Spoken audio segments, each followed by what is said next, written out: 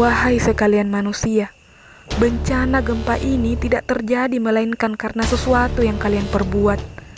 Demi zat yang jiwaku berada di genggamannya, seandainya bencana gempa ini terjadi lagi, maka aku tidak akan membiarkan kalian tinggal di sini selama-lamanya.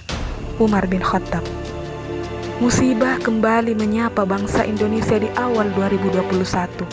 Beruntun, dimulai musibah longsor di Sumedang, jatuhnya pesawat Sriwijaya Air SJ182, banjir bandang di Kalimantan Selatan, gempa bumi di Sulawesi Barat, erupsi gunung seperti Semeru dan Merapi, dan banjir di sejumlah daerah lainnya. Jika dihitung, ratusan orang meninggal dunia, puluhan ribu lainnya mengungsi, ribuan rumah dan bangunan terendam air di Kalsel, kantor gubernur dan rumah sakit ambruk di Mamuju Sulbar. Pun demikian dengan ribuan rumah warga rata dengan tanah. Sayangnya, seperti yang sudah-sudah, berbagai musibah yang terjadi tidak juga dijadikan sebagai sarana untuk introspeksi diri, muhasabah, dan bertobat kepada Allah Subhanahu wa Ta'ala.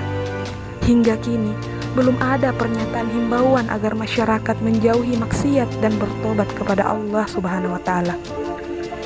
Sebagaimana Amirul Mukminin Umar bin Khattab berpidato saat Madinah dilanda gempa. Saat itu Khalifah Umar mengatakan, "Wahai bumi, adakah aku berbuat tidak adil?"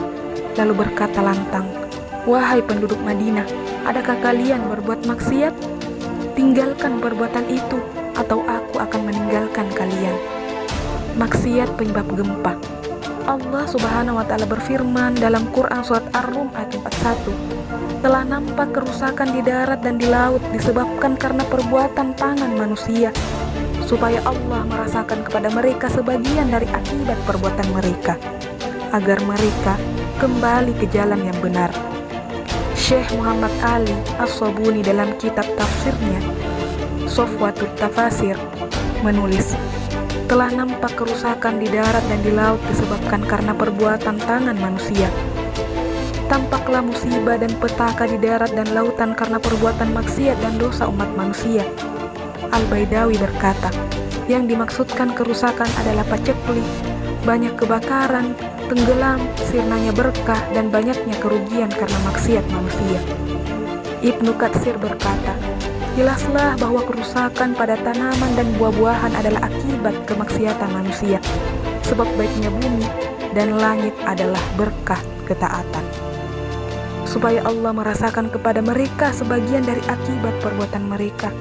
Hal itu agar Allah membuat mereka merasakan sebagian akibat dari perbuatan mereka di dunia, sebelum menghukum mereka semuanya dengan hal itu di akhirat."